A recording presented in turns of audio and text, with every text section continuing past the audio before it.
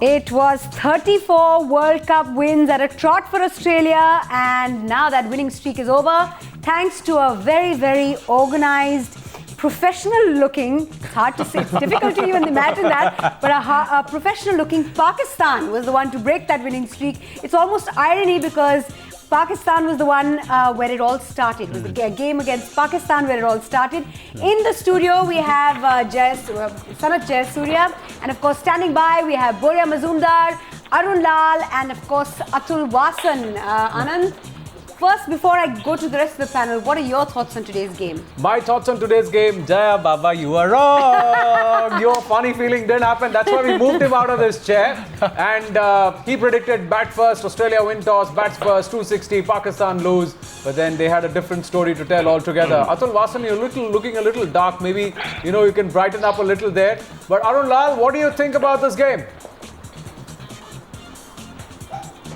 Well, very well played, Pakistan. They just underlined the fact that they're a terrific bowling unit.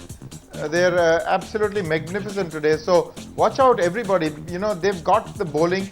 Again, the batting letting them down. They did try and make a meal of it, but just didn't have enough runs, Australia. So well played, Pakistan. So, this is the first game that Australia have lost, and like we just heard, 34 straight wins. So you've got to say that suddenly every team is looking fallible and nobody is unbeatable. I'll just echo what Arun said. Australia's lost one, they're losing two in 4 days' time. Yeah. That's what is going to happen. I can see Sanat changing chairs. So there is, another indication that Sanat is also now batting for India. The fact of the matter is, this Australian side is looking vulnerable. Stephen Smith batting at 7, not bowling an over, clearly tells you that this spin department is more than horrible. India should fancy its chances if they win tomorrow against Australia in Ahmedabad. There is no two ways about that. Atul, can we talk about a little bit about the beginning of the game where both teams actually started very cautiously. You never saw Pakistan, go very, very attacking, and neither was Australia. Both teams started rather circumspect, don't you think? Not really. I think Australia went poorly today. I was not rating Pakistan myself, but they did not attack. In a way, that's the only chance you got to beat Australia. But Australia batting first on a wicket like this, and then Pakistan winning, and then that's a surprise for me. Even when 20 runs were left and they had 4 wickets in hand, I still thought Australia was going to pull it because Umar Akmal tried to get out 4 times in a row. So this is the thing about Pakistan. You never know what they're going to do. But eventually, I think this game has opened it up again, and India has to play Australia now, I think. Well, yes. But Pakistan, in spite of losing. Pakistan, I must say, I never rated any before the World Cup started. Pakistan is going to be there, and now everybody is just sitting up and taking notice. They lost 3 big players just prior to the World Cup, and imagine, in spite of that, they're here. Sanat, tell me this. How often have you seen this happening? Team batting second? That's what I was talking with you all. I never seen batting second is winning at Premadar Stadium. Very rare, unless you get them out less than 200. This is probably the 5th time in 22 day-night games that team chasing has. Yes, that's why I know. I have been playing. I know the situation in Colombo at Premadar Stadium. So it's very rare you get a chance to second batting team is winning. But the Australian shot selection was wrong. The wicket was not easy. It was a 2-pace wicket from the start. You can't play your natural game. You can't play shots. But still, you can get 220 runs on the board. But there was someone who made batting look quite easy, and that was the very young 20-year-old Umar Akmal, who is our super performer. He played an innings that's different from what he normally plays. He's normally the very, very attacking kind of, but he played a very mature innings. Yeah, obviously, because they got the fast bowlers, the Australians, and also with a little bit of dew, the balls coming quicker into the bat, not like in the afternoon.